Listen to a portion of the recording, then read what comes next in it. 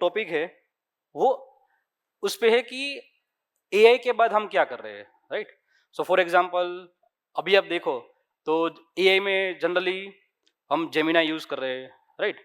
क्लोड use कर रहे हैं, बट वहां पे प्रॉब्लम क्या आ रहा है कि जो एआई है, जेमिना है, क्लोड, और उसके साथ हम जो आईडी यूज कर रहे हैं वो वैसे देखो तो they are fighting to each other, right? Because हम ये सोचते हैं कि हमने जो माइंड में सोचा है वो ऑटोमेटिक हो जाना चाहिए, बराबर, बट वैसे होता नहीं है।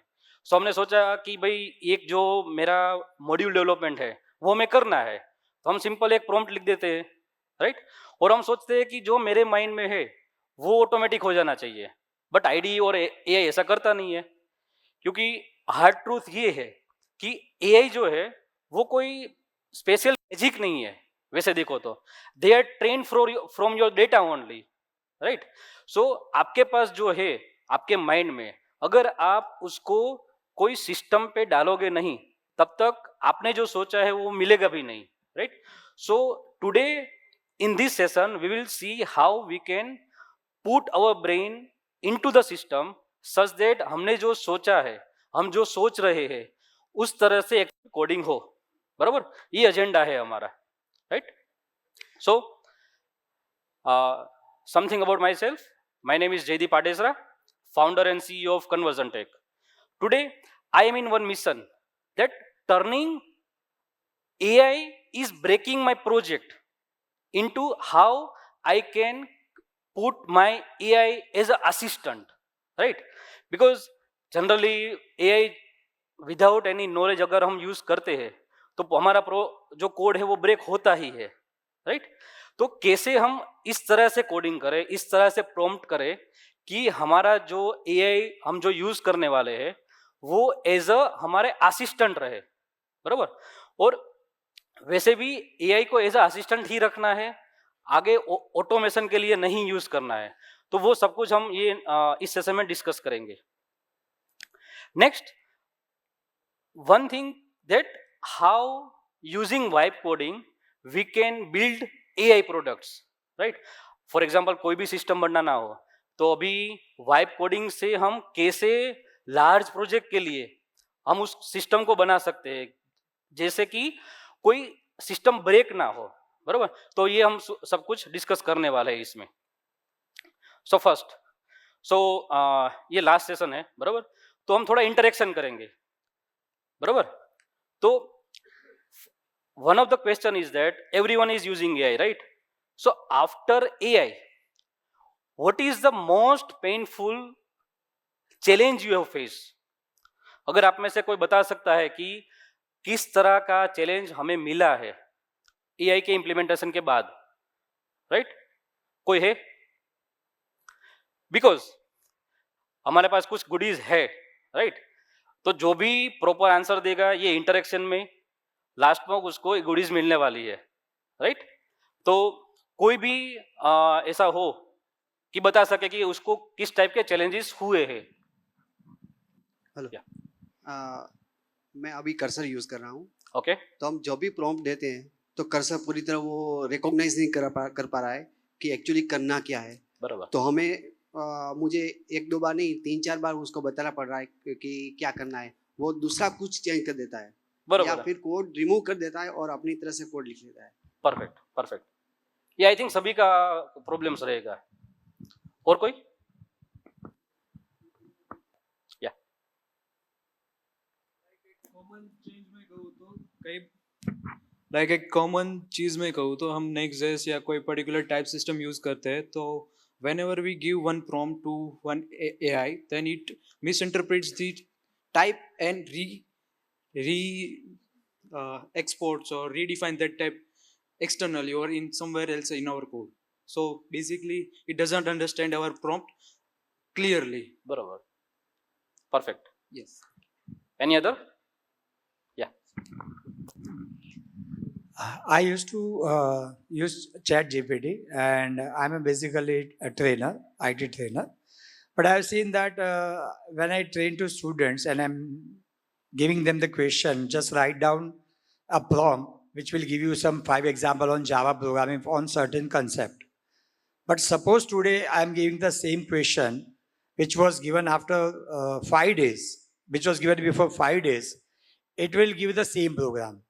So it will not change the concept as well as the program itself. So whatever the data fed over there, the same result occurs every time. Right? बरोबर. Thank you. Perfect. Yeah.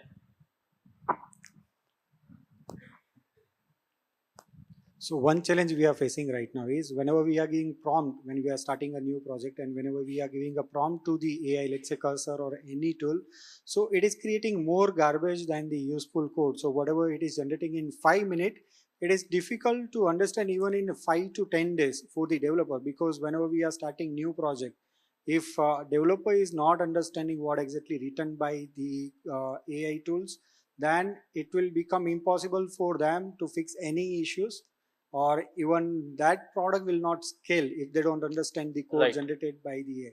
So we are facing that problem. First is it is creating a lot of garbage, which is difficult to understand. Second problem we are facing is whenever we are asking to fix any bug using the cursor or Windsurf, then it is solving the bug, but it is also affecting a lot of other features. So that is second problem we are facing right now. Okay. So, sir, usually whenever we are developing a new project itself, it can be easy to use the AI ID. But let's say we have our own, old code or the traditional way, whatever we have developed. So usually what happens whenever we are uploading a existing project, usually what happens, it deletes the database or it changes the code structure and things like that. So how to resolve that? Okay. So I think that is one question. Anything? Okay. So yeah. So sometimes AI model hallucinates. I'm giving some prompt to AI to develop XYZ feature, but it develops something else. And sometimes if the context become quite large, so it tends to forget some things which are related to the functionality. Perfect. So these are our common problems, right? This is almost everyone's problem that one person has said, and it is the second problem of the same person, right? So next, after AI, जब AI आ गया, right, अभी हम almost cursor है और Windsurf है, सभी में AI prompting कर सकते हैं, बराबर.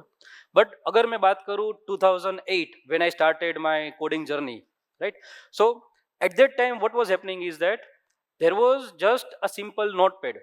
If any new project is coming, then we have to code in notepad, some errors are coming, we will find the error, we will solve it, finding in Google, right, and then again changing the code.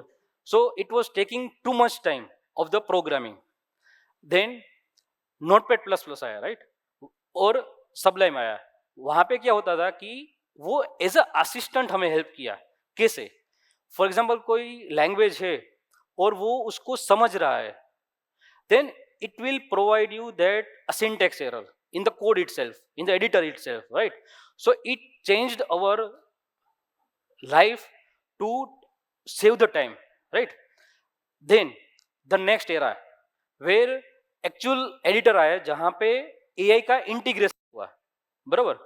तो अभी हम क्या कर रहे हैं, simple prompt दे रहे हैं कि ये मुझे बिल्ड करना है और AI will build for you, बराबर. तो what has happened is that we moved from I will write the code and the editor will assist us कि यहाँ पे syntax error है, यहाँ पे ये errors हो सकती है, बराबर, into AI will write और हम सिर्फ बैठेंगे देखेंगे कि ये आउटपुट आया, रन किया, उस पे बिलीव कर दिया और आगे एग्जीक्यूट कर दिया. So we have moved into this. So for that we are just simply opening the cursor or any IDs, right, and what we are doing is we are just giving them कि ये हमारा prompt है, उसको हमें build करना है, right. So simple build this feature for me, it will automatically understand that this is the feature for this project, this is the language, right? तो हम अभी सिंपल प्रॉम्प्ट दे रहे हैं, और वैसे देखो कि हमारा अभी नेचर क्या है, थोड़ा लेजी बन गए, राइट? तो हम क्या सोच रहे हैं कि we will provide everything in one shot and we will seat just popcorn खाएंगे, जैसे ही पूरा प्रोजेक्ट आ गया वैसे ही उसको रन करेंगे। तो हम इतना लेजी है वो हो गए कि हम ये सोच रहे हैं कि पूरा एक ही साथ स्ट्रक्चर दे देंगे और आधे घंटे के लिए शांति से बैठ जाएंगे, और everything will be run and then we will check, right? So next, after AI, these kind of things will work for a small project. अगर स्मॉल प्रोजेक्ट है तो उसके लिए AI पूरा वर्क करेगा। बट समझो कि एंटरप्राइज लेवल का प्रोजेक्ट है, तो एंटरप्राइज लेवल के प्रोजेक्ट में क्या होगा, रियल प्रोजेक्ट्स, रियल जो बड़े प्रोजेक्ट है उसके लिए क्या होगा, अगर सिंपल हम प्रॉम्प्ट दे देंगे तो उसको पता भी नहीं होगा कि कौन सी फाइल में क्या लिखा है, बरोबर? तो वो कोई ऐसी फाइल में चेंज कर देगा कि जो हमें चेंज करना ही नहीं है, बरोबर? तो समथिंग अगर कुछ वर्क भी हो गया एंटरप्राइज लेवल में तो थोड़ा ऐसा कंफ्यूजन होगा कि ये वर्क किया तो क्यों किया, राइट? कैसे किया, क्यों किया, वो पता ही नहीं चलेगा छोटे बड़े प्रोजेक्ट के लिए।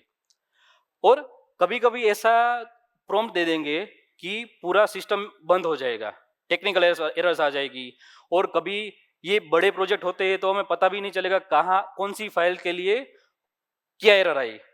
तो वो नॉर्मल जो हमारा प्रोग्रामिंग है वहां पे ये बड़ी प्रॉब्लम चैलेंजेस है। नाउ एज वी डिस्कस कि जो भी हमने जो इंटरेक्शन किया वहां पे जो हुआ ऑलमोस्ट वो वही है जो हम डिस्कस करने वाले हैं, बराबर? So quickly I will go through the 4 points, then will go into deeper. First, कोई स्टैंडर्ड हमारा फॉर्मेट नहीं है। समझो कि हम ऐसा बोल रहे हैं कि जो भी डेवलपमेंट आया एक साथ हमें कर दो, कोई ऐसा कोई स्टैंडर्ड तरीके से प्रॉम्प्ट नहीं लिखते हैं, ऐसे ही सिंपल बैठ के हो जाते हैं। दूसरा, जो हम एसओपीज बनाते हैं वो विदाउट एसओपीज पूरा कोडिंग चालू कर देते हैं। एसओपीज माने कि जो भी मिनिमम रिक्वायरमेंट है प्रोजेक्ट के लिए वो हम बनाते ही नहीं है, पूरा हम अपने दिमाग पे रखते हैं कि हमें मुझे ऐसा प्रोजेक्ट बनाना है, बट हमारा दिमाग जो है वो तो ये अंडरस्टैंड नहीं करेगा, राइट? तो without any SOPs we are starting our project. Next, कि हम जब कोई एआई में प्रोजेक्ट इंपोर्ट करते हैं, फॉर एग्जांपल आपने कर्सर में प्रोजेक्ट का फोल्डर इंपोर्ट किया, तो our thought process is that AI will understand all the files when we provide next input, next prompt. For example कोई एग्जिस्टिंग प्रोजेक्ट इंपोर्ट किया और कोई नया फीचर्स का इंप्लीमेंटेशन करना है, तो हम सीधा ऐसे कर देते हैं कि ये फीचर्स को बिल्ड करो विदाउट टेलिंग हिम कंटेक्स्ट कि ये प्रोजेक्ट किसके लिए है, उसमें कौन सी टेक्नोलॉजी यूज हुई है। हम ऐसे ही सोचते हैं कि कोई भी फोल्डर का स्ट्रक्चर होगा उसी तरह से वो समझ जाएगा कि ये लारावेल का प्रोजेक्ट है, ये फास्ट एपीआई का प्रोजेक्ट है, right? So we are not providing deep level of understanding in the editor. And हमारा कोई फॉर्मेट ही नहीं है कि फॉर एग्जाम्पल दो और तीन मल्टीपल डेवलपर काम कर रहे हैं, तो कोई जो बंदा है वो कैमल केस में काम करेगा, कोई जो बंदा है वो अपर केस में काम करता है वेरिएबल बनाने के लिए, राइट? तो कोई कोडिंग स्टैंडर्ड ही नहीं है, कोई कमेंटिंग डालेगा, कोई कमेंटिंग नहीं डालेगा, राइट? तो मल्टीपल जब डेवलपर एक प्रोजेक्ट में काम कर रहे हैं तो यहाँ पे कोई विदाउट एनी स्टैंडर्ड सब काम कर रहे हैं, तो उसी से क्या हो रहा है कि एआई को पता ही नहीं चल रहा है कि मुझे कैसे काम करना है, राइट?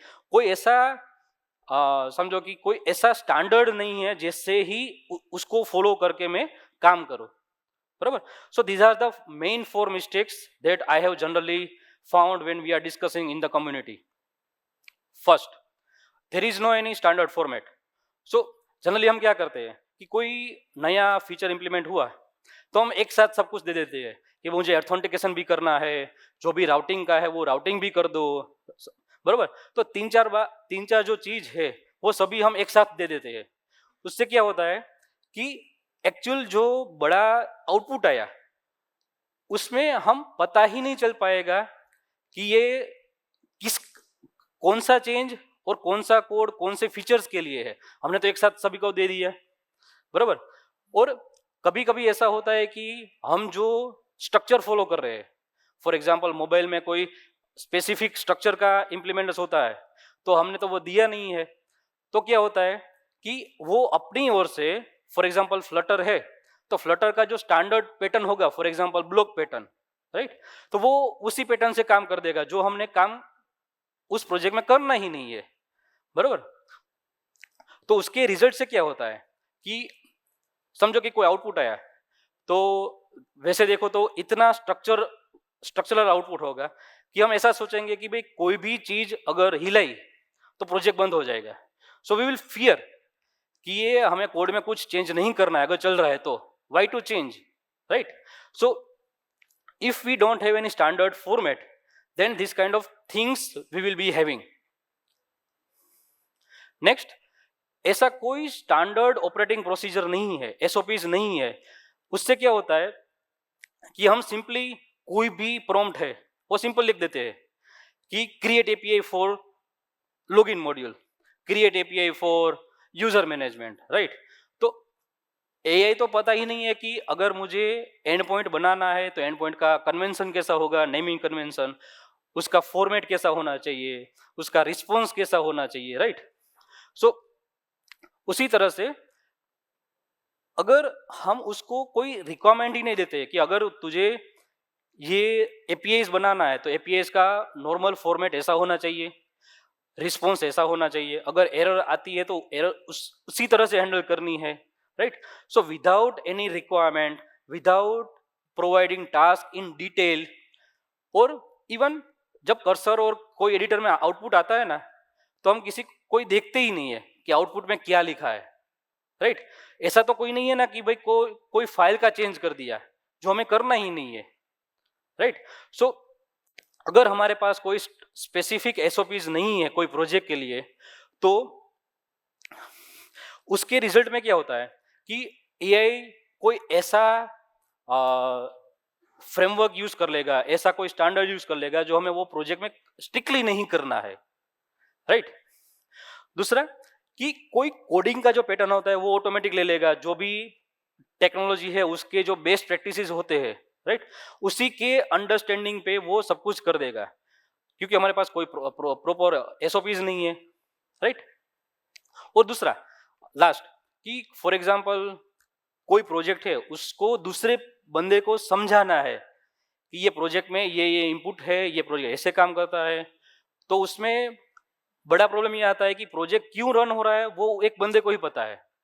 अगर हमें नॉलेज ट्रांसफर करना है तो वो प्रॉपर जो ऑनबोर्डिंग करना हो कोई डेवलपर्स को, तो it becomes very hard for them, right, because हमारे पास कोई एसओपीज नहीं है।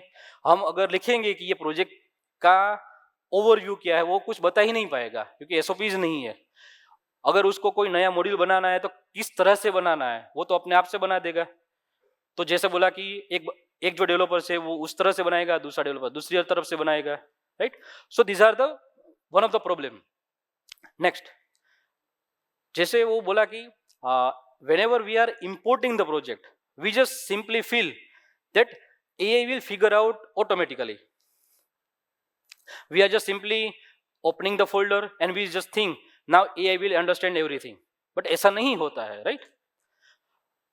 अगर AI के जो भी फोल्डर इंपोर्ट हुआ और डायरेक्ट हमने अगर कोई इनपुट दे दिया, कोई प्रॉम्प्ट नए डेवलपमेंट के लिए दे दिया, तो उसमें क्या होगा कि एआई रैंडम फाइल्स को समझेगा, किसी में कमेंट है किसी में कमेंट नहीं है, तो वो नए डेवलपमेंट में कमेंट देना कि नहीं वो कैसे पता चलेगा, राइट।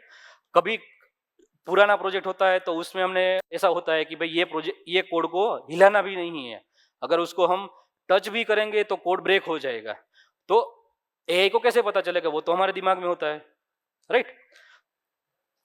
और उसके रिजल्ट में क्या होता है कि जो भी समझो कि आउटपुट जो आएगा वो उस तरह से आएगा कि वो हमारा जो रिक्वायरमेंट भी नहीं था वो प्रोजेक्ट में उसी तरह से आएगा। And last one, we are just thinking that whenever we import the project, AI will understand कि उसका कोडिंग पैटर्न क्या है, मैं कैसे कमिट कर रहा हूँ, मेरा एरर हैंडलिंग कैसे करना है, वो हम ऐसा सोच रहे हैं कि वो जैसे ही इंपोर्ट किया वो ऑटोमेटिक समझ जाएगा, बट जैसे वैसे जनरली होता नहीं है। तो हमारा नेमिंग कन्वेंशन कैसे होता है, एरर हैंडलिंग कैसे करेंगे, टेस्टिंग करना है तो टेस्टिंग कैसे करेंगे, तो वो हम जस्ट हमारे माइंड में होता है बट हम उसको कोडिंग पे नहीं देते हैं। तो उसी तरह से जो भी प्रॉब्लम आएगा तो एआई क्या करेगा कि सब कुछ मिक्स कर देगा। जो भी नया इनपुट आया तो उसमें कमेंट देगा, कोई भी नया इनपुट आया, नया फीचर आया तो उसमें कोई स्टाइल अपने आप से दे देगा, कैमल केस दे देगा, राइट। और कभी कभी क्या होता है कि हमने वो बोला होता है कि जो आपका जो प्रोजेक्ट है ना उसमें पर्टिकुलर लाइब्रेरी का ही यूज करना है। अगर हमने वो तो हमारे माइंड में होता है क्योंकि हम अपने ओर से इंस्टॉल करते हैं, राइट। बट अगर हमने एआई को बोला नहीं है और न्यू रिक्वायरमेंट में अगर वो सिस्टम लाइब्रेरी का यूज करना पड़ा तो वो ऑटोमेटिकली वो ले लेगा जो हमारा जरूरत ही नहीं है, जिससे वो कोड ब्रेक हो जाएगा। सो these are the common mistakes, right? Now generally when we are coming here, कोई भी कम्युनिटी में जाते हैं तो सभी हम वही डिस्कस करते होते हैं कि भाई मुझे इस लैंग्वेज में काम करना है तो कौन सा एआई टूल यूज करूं, राइट। फॉर एग्जांपल Node.js में काम करना है तो कौन सा टूल यूज करूं, बट जनरली ऐसा नहीं होता है। When we should not think tool based approach, right. कोई भी टूल होगा आपके पास, ऐसा कोई भी टूल होगा, बट हमारे पास अगर प्रॉपर प्रोसीजर नहीं है तो वो टूल किसी काम का नहीं है, क्योंकि वो उस तरह से का काम करेगा ही नहीं, राइट। सो वी शुड और we must actually convert our thinking process from tool based into how we can create our system such that any AI tool will understand. बात ऐसा नहीं होना चाहिए कि कर्सर में हुआ बट विंडसर्फ में नहीं हुआ, ऐसा नहीं होता है। हमारा एसओपीज और जो भी प्रोसीजर होता है अगर हमने वो प्रॉपर डिफाइन किया है तो आपके पास कोई भी एआई टूल होगा, राइट। कोई भी एआई टूल होगा, वेब बेस्ड है, डेस्कटॉप बेस्ड है, कोई भी एआई टूल होगा, वो आपको अप टू 99% एक्यूरेट आउटपुट आएगा। जो प्रॉब्लम होगा वो सिंपल अपने प्रोसीजर में ही रहेगा। So we should convert from tool based approach to procedure based approach, because whenever we think regarding our procedure, so AI tools के लिए क्या important है? 3 चीज important है। फर्स्ट, क्लियर वाइब माने behaviour. So what is the behaviour we can provide? In the sense we provide this is the coding pattern, this is the technology stack, right? So we provide everything to the AI such that it will always use that pattern, that vibe to create the new implementation. Second, clear boundaries. अगर हमने this is one of the important, because हमने अगर boundaries set नहीं की है तो वो boundaries के बाहर भी डेटा लेके इंसर्ट कर देगा। फॉर एग्जाम्पल पाइथन के डेवलपर्स है अभी यहाँ पे कोई? अच्छा, तो उसको समझ आ जाएगा। पाइथन में वर्चुअल एनवायरनमेंट्स आते हैं, राइट। तो कभी कभी क्या होता है कि हमारे प्रोजेक्ट में कोई भी नई लाइब्रेरी इंस्टॉल करनी हो जो हमें नहीं पता है और हमने एआई को बोल दिया कि मुझे फॉर एग्जांपल क्यूआर कोड को इंप्लीमेंट करना है और क्यूआर कोड जनरेट करने के लिए कोई एक लाइब्रेरीज की जरूरत है और हमारा जो प्रोजेक्ट है वो वर्चुअल एनवायरनमेंट से ही वर्क होता है, राइट। सो अगर हमने कोई क्लियर बाउंड्री सेट नहीं की है तो क्या करेगा, वो जो लाइब्रेरीज है वो सिस्टम लेवल के भी इंस्टॉल कर सकता है, वो हमें नहीं पता है, हमने बोला नहीं है स्पेसिफिकली। हमने तो सिर्फ इतना ही बोला है कि I want to develop QR code system, कि उस क्यूआर कोड को स्कैन करके कोई आउटपुट आना चाहिए। बट बिहाइंड द सीन अगर उसने कोई ऐसी लाइब्रेरी वर्चुअल एनवायरनमेंट के अलावा सिस्टम में डाल दी तो अभी तो हमें पता नहीं चलेगा, जब हम उसको प्रोडक्शन पे जाएंगे तभी पता चलेगा, right. So we have to define the boundaries when we are coding. And last, कि हमारा जो स्ट्रक्चर हो गया था अगर हम उसको प्रॉपर स्ट्रक्चर समझा सकते हैं कि इस तरह से हमें काम करना है, तो ये कोई भी टूल एआई टूल होगा, कोई भी एआई टूल हम यूज करेंगे तो ये 3 चीज अगर हमारे पास है, हमने डिफाइन की है, तो वो प्रॉपर आउटपुट आपको मिलेगा। सो ये चीज के लिए स्टैंडर्ड प्रोसीजर क्या होता है, right? So there are 4 standard procedure that I have thought of. Cursor किसने यूज किया है? अच्छा, ऑलमोस्ट सभी ने, राइट? कोई भी प्रॉम्प्ट आता है, कोई भी हमें प्रॉम्प्ट देना होता है तो हम क्या करते हैं? सिंपल प्रॉम्प्ट लिख देते हैं, एंटर कर देते हैं और वो आउटपुट दे देता है, बरोबर? बट कर्सर में अलग अलग मोड्स आते हैं, अगर आपने कोई किसी ने देखा हो तो, राइट?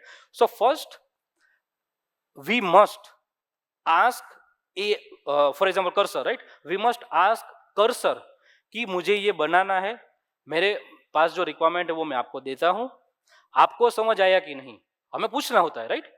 फॉर एग्जाम्पल हम किसी को भी समझाते हैं कि नए प्रोजेक्ट के लिए, तो क्या करते हैं? हम सबको समझाते हैं और उसको पूछते हैं तुझे समझ आया कि नहीं, बराबर?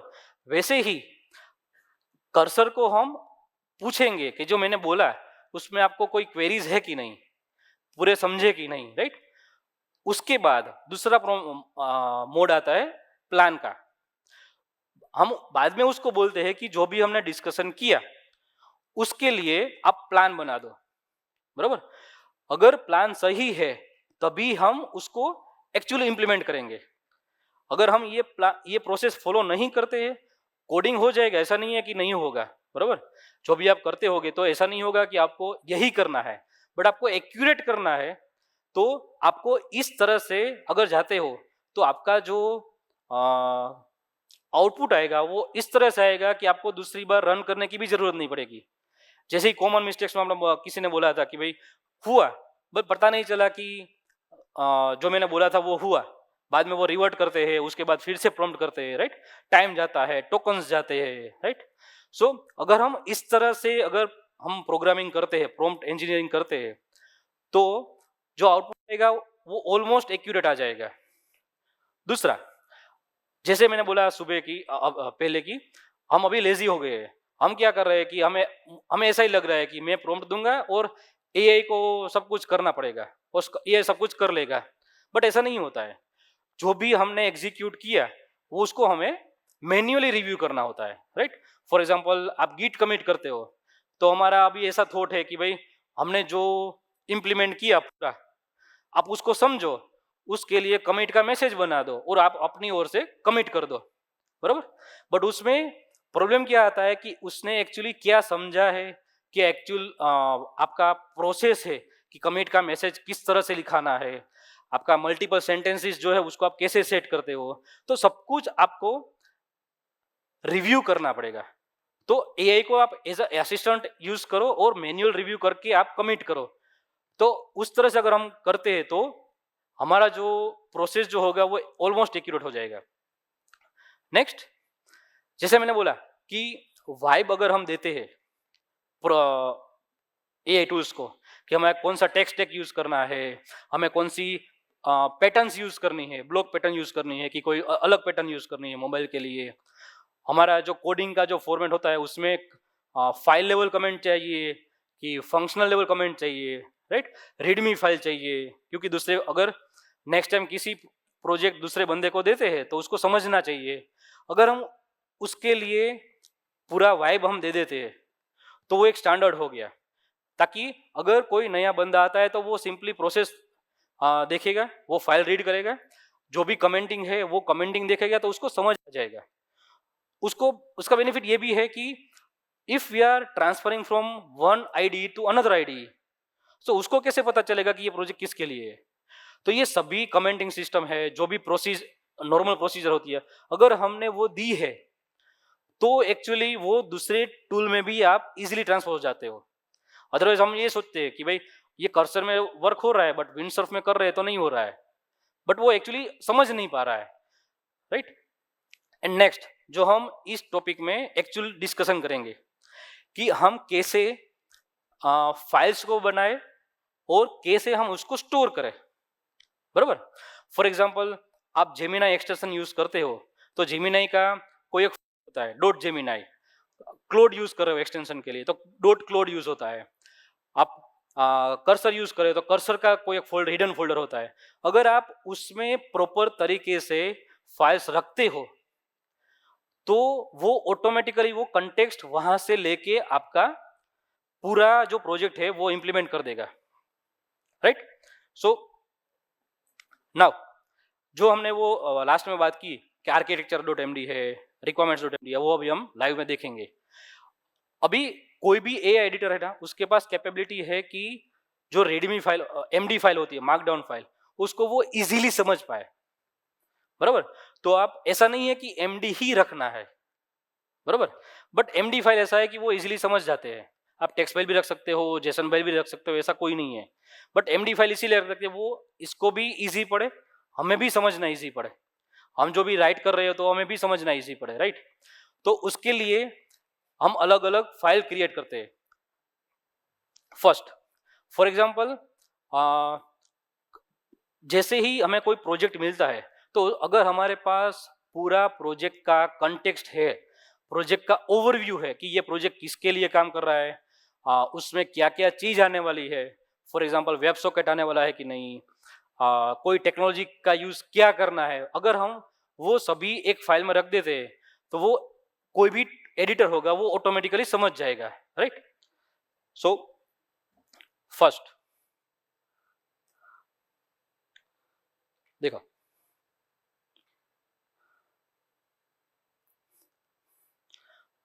प्रोजेक्ट कंटेक्स्ट यहाँ पे क्या लिखा है कि फॉर एग्जांपल ये जो प्रोजेक्ट है उसका बिजनेस कंटेक्स्ट क्या है, उसका डोमेन नॉलेज क्या है, राइट। कौन सा कंस्ट्रेंट उसको यूज करना है इस प्रोजेक्ट के लिए, इस प्रोजेक्ट में कौन कौन से रिस्क है, for example over scoping into production grade features, right, local first development, event represent the domain fact. So इस तरह से अगर हम पूरा कंटेक्स्ट दे देते हैं प्रोजेक्ट के लिए तो वो नेक्स्ट जब भी कोई मॉड्यूल डेवलपमेंट होगा तभी वो इसको समझेगा और उसके बिहाफ पे काम करेगा। नॉर्मल तो हमें जैसे पूरा प्रॉम्प्ट दे देंगे तो वो काम हो ही जाएगा, बट अगर हमारे पास पूरा प्रॉम्प्ट एग्जैक्ट जो फ्रेमवर्क होते हैं प्रॉम्प्ट के, राइट, रिएक्ट और समथिंग, अगर हम वो फ्रेमवर्क का यूज नहीं कर रहे हैं और हमारे पास ये सब कुछ है इस तरह का, तो छोटी लाइन में भी आपको एग्जैक्ट आउटपुट आएगा। देखो दूसरा फॉर्मेटिंग रूल्स, तो देखो देखा हमने क्लियर ही कह दिया है कि कोई भी फॉर्मेटिंग का यूज करने के लिए एवरी कमेंट के लिए फॉर्मेटर का यूज करना है। कोई भी फंक्शन जो है, जो भी हम AI को पता नहीं हमें कौन सा कितने लेवल का फंक्शंस बनाने हैं, राइट, तो हमने क्लियरली बोल दिया है कि जो भी फंक्शन है वो छोटे होने चाहिए, जो भी देखो use sentence case for headings, तो जो भी हमारा फॉर्मेटिंग स्टाइल है कंपनी के लिए और प्रोजेक्ट के लिए वो हम पूरा यहाँ पे डिफाइन कर देते हैं, राइट। अगर हमें कमिट करना है तो कमिट कैसे करेंगे, तो नेक्स्ट टाइम अगर कमिट का मैसेज भी हम पूछते हैं कि भाई मुझे कमिट करना है तो क्या कमिट करूं, तो ये सब कुछ समझ के फॉर्मेटिंग का स्टाइल को समझ के वो प्रॉपर तुमने आपको कमिट का मैसेज देगा। तो इसीलिए आपको वो जो जनरलाइजेशन होता है, राइट, किसी की कमिट स्टाइल अलग है, कोई अलग तरीके से कमिट करता है, राइट, तो यहाँ पे अगर हमने प्रॉपर कमिट फाइल लिखा है तो कोई भी पर्सन हो, कोई भी बंदा हो, जो भी प्रॉम्प्ट लिखेगा उसका आउटपुट ऑलमोस्ट सेम ही तरीके से आएगा, सेम ही फॉर्मेट में आएगा। नेक्स्ट नेमिंग कन्वेंशन, जैसे बोला कि भाई कोई भी प्रोजेक्ट हो उसका कोई एक नेमिंग कन्वेंशन का स्टाइल होता है, राइट, तो यहाँ पे हम मल्टीपल भी डिफाइन कर सकते हैं। फॉर एग्जांपल पाइथन अगर डिटेक्ट हुआ तो ये हमारा ये कन्वेंशन स्टाइल है, अगर नोट जे तो ये है, राइट। अगर आपके पास कोई स्टैंडर्ड बना सकते हो और वो सिंपल जो सिंपल टेक्स्ट फाइल है वो सभी प्रोजेक्ट के लिए यूज करते हो तो भी कोई प्रॉब्लम नहीं होगा, क्योंकि वो ऑटोमेटिकली डिफाइन कर पाएगा कि कौन सी लैंग्वेज है, तो उस तरीके से जो भी स्टाइल अप्लाई करनी है नेमिंग कन्वेंशन के लिए तो वो ऑटोमेटिकली डिफाइन हो जाएगी। देखो फॉर एग्जांपल कोई भी डायरेक्टरी का है, कोई भी नया फोल्डर क्रिएट होगा तो ये फोल्डर इस तरीके से क्रिएट होता है। कोई भी टेस्ट क्रिएट करते हैं, टेस्ट फाइल बनाते हैं, राइट? तो टेस्ट फाइल कहाँ पे बनेगी, कौन से नेमिंग कन्वेंशन के साथ बनेगी, राइट? टेस्ट 1 टेस्ट 2 ऐसा नहीं होना चाहिए।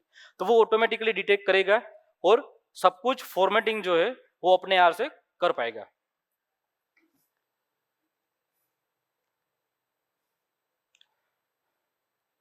नेक्स्ट, जैसे बोला कि हमें क्लियर बाउंड्री बनानी है, तो फॉर एग्जांपल जब भी हम कमिट करेंगे तो env फाइल नहीं होनी चाहिए, राइट?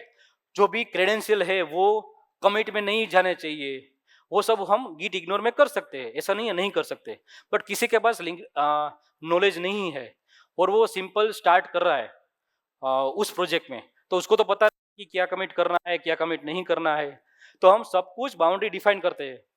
अगर कोई भी लॉग फाइल हो तो उसको हमें टच नहीं करना है, उसको एडिट नहीं करना है, राइट? तो सभी रिस्ट्रिक्शन वो हम कर सकते हैं, कौन से कमिट करने हैं कौन से कमिट नहीं करने हैं, क्या करना है प्रोजेक्ट के लिए, तो सभी हम उसमें डिफाइन कर देंगे। तो इस तरह से अलग अलग जो फाइल है चंक में अगर हम क्रिएट करते हैं तो वो ऑटोमेटिकली जब भी कोई भी इवेंट परफॉर्म होगी तो वो ऑटोमेटिकली ले लेगा कि मुझे नेमिंग कन्वेंशन के लिए ये फाइल लेनी है, फॉर्मेटिंग के लिए वो फाइल लेनी है, वो ऑटोमेटिकली ले लेगा।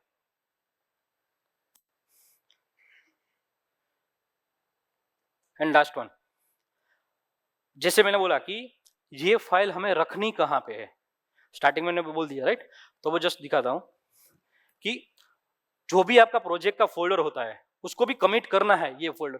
फॉर एग्जांपल मैंने जेमिनी एक्सटेंशन यूज किया तो वो ऑटोमेटिकली ये फोल्डर में ले लेगा। अगर मैंने लारा क्लोड यूज किया है तो वो ऑटोमेटिकली क्लोड में ले लेगा। तो ये जो सब कुछ फाइल है हमें अगर स्पेसिफिकली बतानी नहीं है, प्रॉम्प्ट से अगर बोलते हैं कि use this file to create this one, that is possible. But अगर हमें विदाउट वरी अगर कुछ करना है तो हम ये जो सब कुछ डिफॉल्ट जो फोल्डर होते हैं उसमें हम अगर रख देते हैं तो नेक्स्ट टाइम जो भी डेवलपमेंट होगा वो उसी कन्वेंशन के लिए होगा, उसी फॉर्मेटिंग से होगा। देखो है?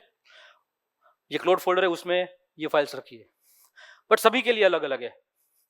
अगर कोई भी टास्क क्रिएट होता है तो टास्क के लिए हमें कोई स्पेसिफिक चीज लिखनी है कि टास्क का नाम ऐसा होना चाहिए, टेस्ट केस इस तरीके से होना चाहिए, तो सभी का हम कर सकते हैं। Now, this is last slide. So again introduction, right? So पूरा जो हमने डिस्कस किया उसमें आपको क्या लग रहा है कि क्या कौन सी 3 चीज होनी चाहिए that we must use for any post AI development? Anyone? ये जो पूरा हमने सेशन किया उसमें से ही है, बट ये जो पूरा सेशन हुआ वो डिटेल में हुआ। तो अगर हम ओवरव्यू करते हैं तो ओवरव्यू में कौन सी 3 चीज ऐसी है कि हमें भूलनी नहीं चाहिए? एनीवन? या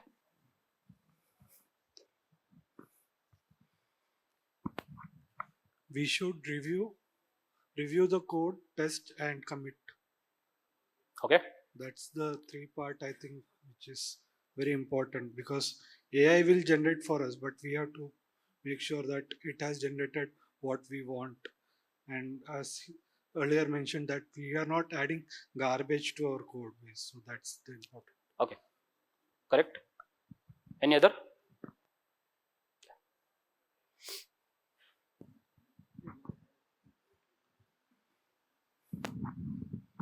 Proper commenting, as you mentioned last, we have to put MD files and all the stuffs within the MD files, right? Write down all the requirements in MD files.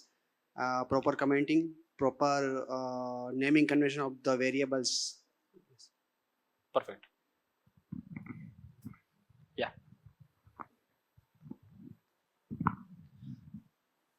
we have to give instruction in small chunks so that it can do work more accurately.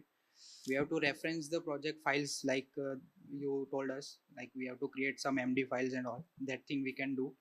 And we can try to remove unnecessary codes and links which are already available in the project or file which are commented, so it will be easy for the editor to do work. Okay, Since we are using AI, clear instruction set that gives clarity to project, and what AI needs to take care, the coding style especially, because that is what going to maintain as a code quality when AI is going to generate the code. So those two things I would recommend. Okay. Any other?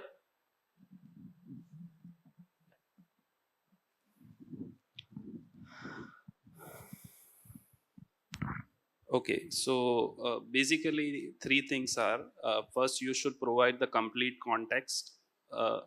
Second thing, keep the features small, so the prompt should be smaller.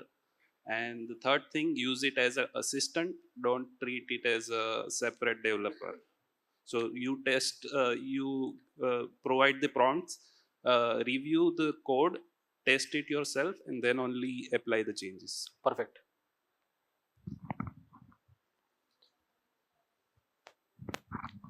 So we should set proper SOPs to the model, and we should also use the IDs features wisely, like the ask, plan, and agent.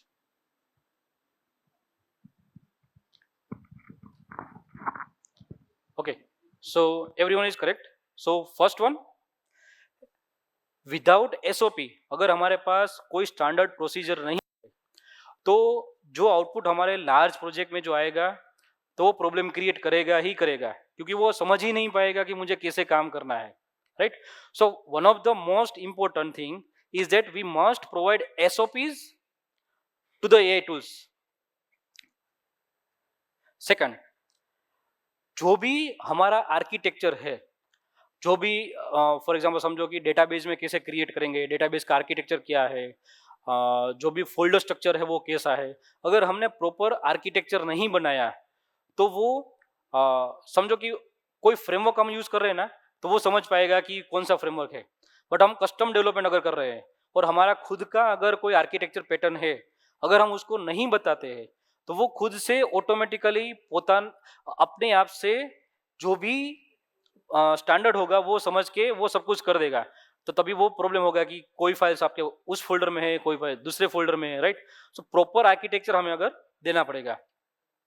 And last, as I said in my first slide, that we must treat AI as our assistant because it has superpower, right? अगर वैसे देखो तो AI के पास आपके project के अलावा पूरा data है ग्लोबली, राइट, बट आपका प्रोजेक्ट का डेटा नहीं है. तो उसको आप ऐसे समझ सकते हो कि AI is your junior developer but with super power, क्योंकि आपके पास जो भी डेटा है एज अ सीनियर उतना डेटा उसके पास नहीं है. बट अगर आप उसका सिस्टमेटिक प्रोसीजर बनाते हो तो वो it will act as a like it will act with superpower, and we must treat the AI as our assistant instead of our autopilot. So अगर हम ये तीन चीज करते हैं पूरी सिस्टम में तो हमारा अगर जो कोई भी प्रोजेक्ट होगा, अगर आप उसका आउटपुट भी देखोगे ना नेक्स्ट टाइम अगर आप इंप्लीमेंट करते हो इस तरह से, so if you think or if you see the output you will see the magic because we have put our head, अपने माइंड में जो भी डेटा है वो हमने सब कुछ एक फाइल में अलग अलग फाइल में रख दिया है. अगर हमने अपना दिमाग खाली कर दिया है, सब कुछ दे दिया है, तो हमने जो सोचा था वही आउटपुट ये देगा, right. So these are the three things. Any questions again?